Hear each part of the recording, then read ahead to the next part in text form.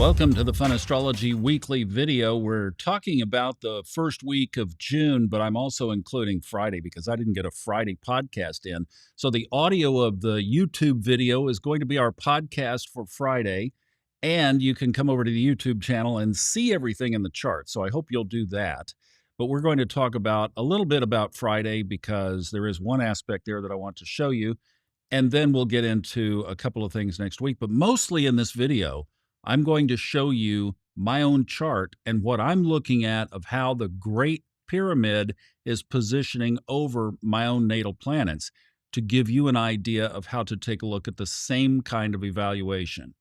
First, here's Friday. We have one aspect in the sky. It happens real early in the morning, and that is a lot of the loaded energy that we talked about in last week's weekly video is still playing out. And we mentioned that the sun and Mercury were going to kind of culminate this. This actually happens early Friday morning, but it's pretty much the big aspect of the week. Everything that we've been talking about is still in play. We still have the Great Pyramid, and this is exactly what we're going to go into here in just a minute. We have the hovering point around 0 degrees Gemini, 0 degrees Aquarius, 0 degrees Aries. But let's take a look at the couple of aspects of note for the next week. We'll get an idea. Really a pretty quiet week in the sky, but let's check what's going on. You remember how I said that we're going to basically be following the personal planets and how they relate to the Great Pyramid? Let's just draw the Great Pyramid in here to keep our mind fresh. Now, this is on Wednesday. Only two really primary aspects all week next week, and they're both favorable. The one on Wednesday, Venus sextiles Jupiter. And this one's been kind of fun because obviously Venus, we know, rules money in astrology, Jupiter expansion. And I have had two big money projects come this week that they both just kind of came out of nowhere. So I don't know, maybe tuned in. I'm pretty close to my Venus line where I am right now. But those are two planets that can bring good things into our life. And I guess I could say I experienced that this week. So that happens on Wednesday. The next is on Sunday, and Mercury, of all of this Gemini energy, the ruler of Gemini. We've been talking about that this had the makings of a good week, a positive Gemini kind of, both sides of the divided sign kind of week.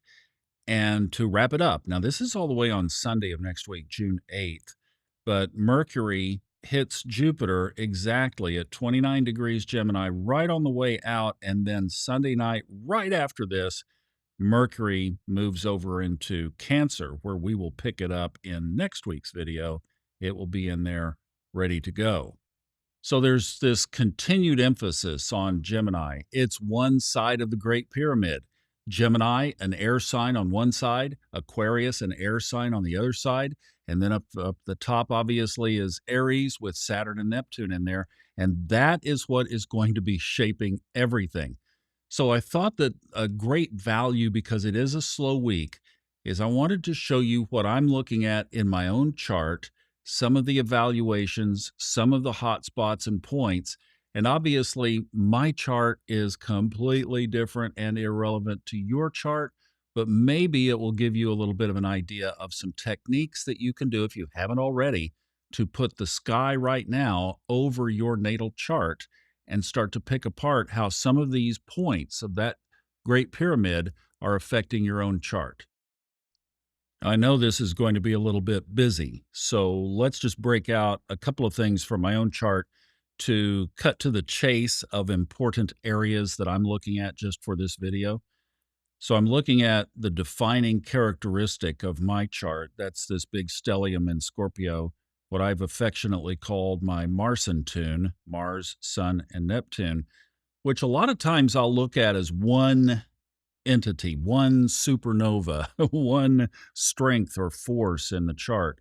But here I think we have to look at it individually. But I'm going to be looking at that. Another one, because Gemini is at play, the opposite sign of Sagittarius. So we're going to be looking at Jupiter and Mercury, which are 5 degrees apart in the 6th house in Sagittarius. And then we'll look also at Uranus, at 20 degrees Leo and Pluto at 5 degrees Virgo. And I think that's pretty much where we'll cast our eye and our focus for this. Now we're going to go to the outer wheel. So you could, pick your planets, the ones that you want to study. Now I'm a late degree rising in Gemini.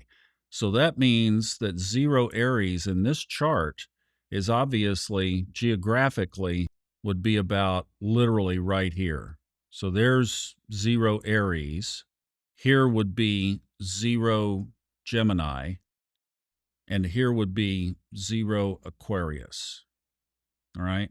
So there's our Great Pyramid.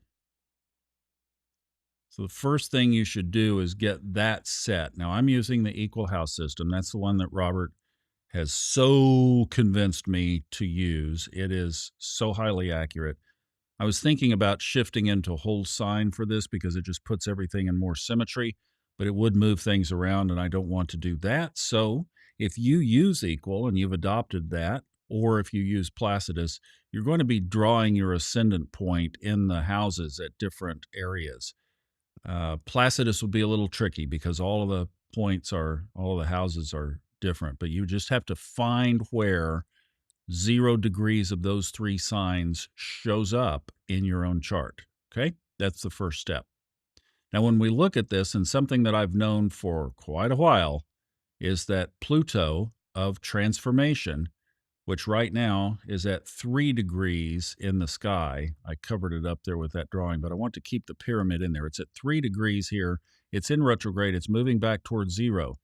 But I mean, I've been aware for a long time that is in a square to Mars and Tune. And I've wondered how it was going to play out. This basically means that the whole essence of who I am is coming under radical transformational analysis by Pluto, which often tears things down to build things up better. So the sun, the essence of basically my identity, my power, fuel source, Mars, and my spirituality, they're all welded together naturally, natally. But now we're talking about Pluto coming along, and for a very slow, probably about 3 years, it's going to be an influence of examining, transforming, radicalizing, individualizing, group expanding. I don't know what all is going to happen. Apply all the characteristics of Pluto in Aquarius. But I can tell you just honestly, I wanted to do this video so that I could get this out there, that everything about the work that I've done here has come under scrutiny to the point of continuation.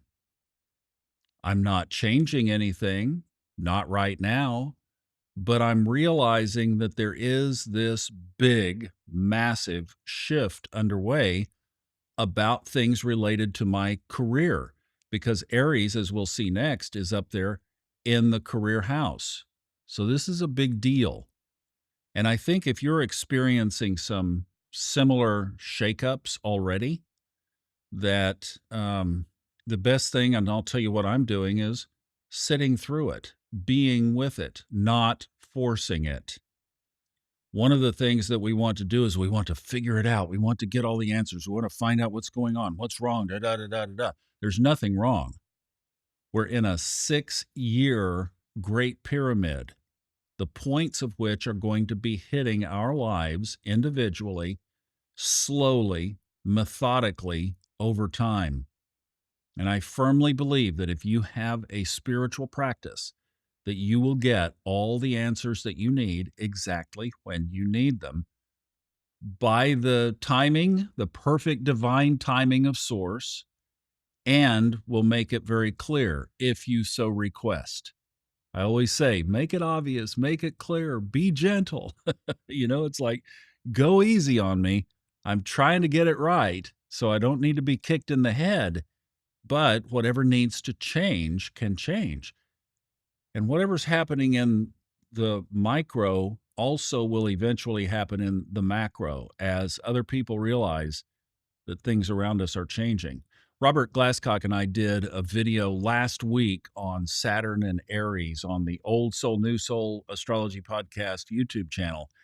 And it got quite a few views, so it got quite a few comments. And one of the comments, or there might have been more than one on this, when are we going to start feeling it? It's like, oh my. Okay. So remember, we're, that when are we going to start feeling it? Well, I mean, was COVID not enough? That was the domino trip when Saturn and Pluto aligned in Capricorn back in January of 2020. All of this is a domino fall from all of that. Now here we are in this next big process, the Great Pyramid. This is what's going to make the changes. Next 6 years, it's with us. The 3 points of the pyramid are moving in lockstep for 6 years. So this is going to hit our charts, and whatever work it's doing, it's going to do methodically, it's going to do it well, but it's not going to go away. So I've been feeling this, wow, what do I do here? Because I'm not having the same feeling about the work I'm doing, and things that were in place are shifting. So you look, you watch, you notice, but I know that a lot of what I've been doing, who I am, who I have been for the last, well, really, everything started to change for me with the Subconscious Mind Mastery podcast back to 2013. That was all Neptune going through Pisces. Well, now Neptune's in a different sign. It will come back out. So, really, it doesn't go back in for good until next year. So, this might just be a year of treading water, of transition. I don't know. But I'm observing how this is going to play out for me and for all of us, obviously related to this. I hit the wrong button. We're going here. So they're right beside each other. The other point is that this is taking place in the career area. And see, look, I mean, there is, Ray Merriman called this the Aries vortex because of this, basically, all of this going on. And remember, Jupiter is getting ready to enter Cancer. And see, look, Jupiter has, I didn't even pick up on this until now. I hadn't looked at it since last week. Jupiter has now crossed into my ascendant. It was up here in the 12th.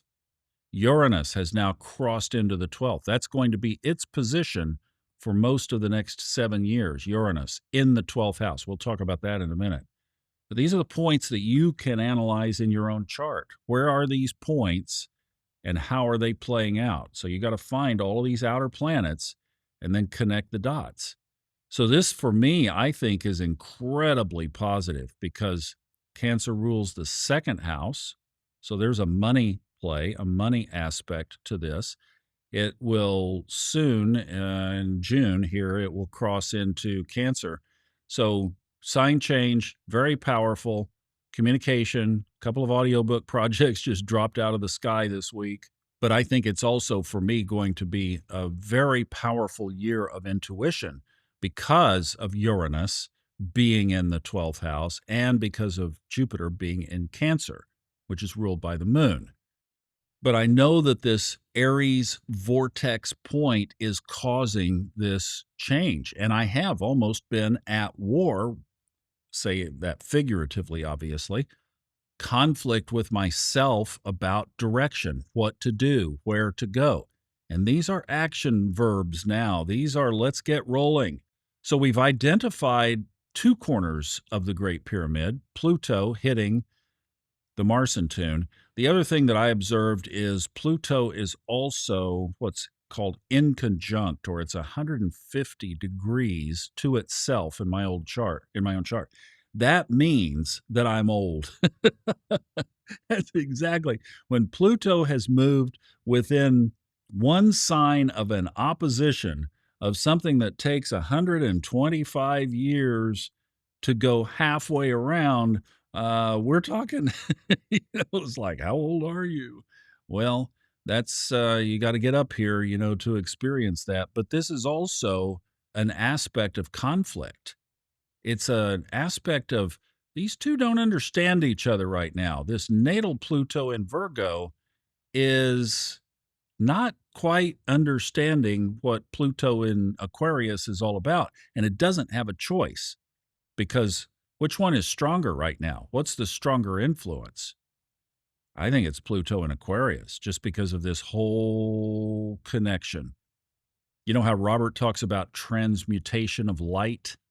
Well, you almost have this. You almost have where all of these points are. Think about this, where all of these points are and how they relate to your own natal chart are transmuting the other points through a connected point. So a Pluto aspect, yours might be a square, yours might be a sextile if you're younger, you might be have a trine. However, it's connected. It's stronger in the sky right now because it's transmuting the Aries vortex, for goodness sakes. And Uranus in Gemini, another air sign, the era, the new era, AIRA, according to Merriman. I love that term. So these are things that we need to be observing in our chart. How are they connected? And then we watch. How are they playing out? I don't have enough data yet on how this is playing out. I'm just in the observation mode. It's a wait and see and observe and enjoy the journey and watch the process. And don't rush this process. Let it play out. All right. The other point of the pyramid I mentioned, Uranus is in the 12th house. Now, this is something that a lot of people would shudder at because the 12th house is on the shadow side, secret sorrows and self undoing. And on the positive side, it is hidden genius. 12th house is about things hidden, coming to light. It's also about confinement. And it could be here confining things that don't serve the rest of this shift. And this is how you're bringing this down individually. So take a look at where Uranus is. What house is it in? What is it moving through? What is it aspecting on the way? See, for me, there's nothing there on this side. However, one thing I did observe here is that once it enters Gemini, it is going to be opposite natal Jupiter and Mercury. So that means that there's going to be some different challenge. See, my life, I mean, I look at this and I just realize, guys, my life is not going to be the same through this. And I totally understand that now. And I'm open to the change.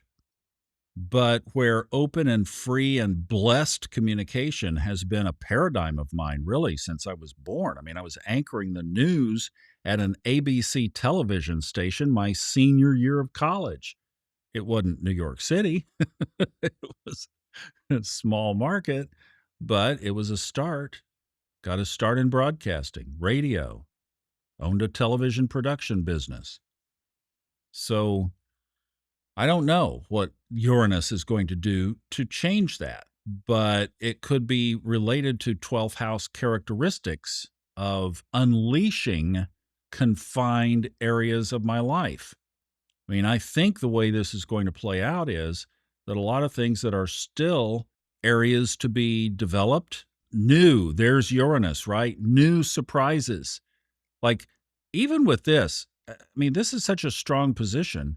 And it is in your chart too, wherever it shows up. Look it up in your own chart because that area is going to be an area of surprise for you. And because the 12th house in zodiacal order is ruled by Pisces, the last sign ruled by Neptune, you see how all this is connected here. Boom, boom. That this is going to be potentially a very electric, intuitive, surprises, stuff coming out of nowhere kind of thing over the next 7 years. So basically, the whole time that this pyramid is in play, Uranus will be moving through the 12th house. I mean, this is going to be, it truly is going to be fascinating. So for you, go find these points. Where is the Great Pyramid? Draw out your ascendant point so that you can connect with it. Maybe you put your chart in whole sign, and if you like to look at it that way, that's great. Do what you feel comfortable. I think that equal gives us some seasoning So, for example, Pluto is solidly in the eighth house here. I wouldn't want to disrupt that. I need to know. I mean, and people say, oh my goodness, that's a symbolism of death. Well, sure it is. I probably could die before Pluto gets out, or maybe right on the cusp, or I don't know. I have no idea, but it ain't going to be too much farther. I know that. I won't see it in Aries, but I do want to know that transformation, that is the area of death and rebirth. So whatever it is about, yeah, I want to know where the positions are. So you see how this whole thing for me is just turning into one great big mixed shift of unpredictability. So I'm just rolling with the flow. That old REO Speedwagon song that I love, roll with the changes. Well, I'm just going to roll with the changes because that's all I can do. And that's the best tactic here is to just follow the course of this and not push against it one bit. But I've learned in my own life that when I get that intuitive bump and I know that source has spoken to the inner part of my soul. Email Fred Dodson about narrating his audiobooks in 2013. Something that was pivotally life-changing at that point. That same kind of direction will be there at just the right time, exactly when it's supposed to show up. And I have total confidence in that. And the one thing that I would say, as I always encourage, is that through this, make sure that your pipeline to the home office is wide open. That is more important than ever. So, whatever might come in the way of that, identify it, and if, as best you can, try to work with that to change it. It is going to be so important to keeping that pipeline open for all of us. And that is, as things change in the world around us, that we don't get so focused on over there that we forget about in here. So I hope this helps. I hope this gives you a little something that you can go back to the chart, find these 3 points of the pyramid, see how they stack up for you, and start to interpret planets, the signs, and the houses that they are intersecting. I know that's a lot of spaghetti, but I think we got the job done. Thank you so much for staying with us on this weekly video that turned into a Friday video that is released early. Little bit of break of protocol here, but I thought it served a good purpose. Thanks so much for watching and listening, and we will see you next week on the podcast. Until then, sending you lots of love.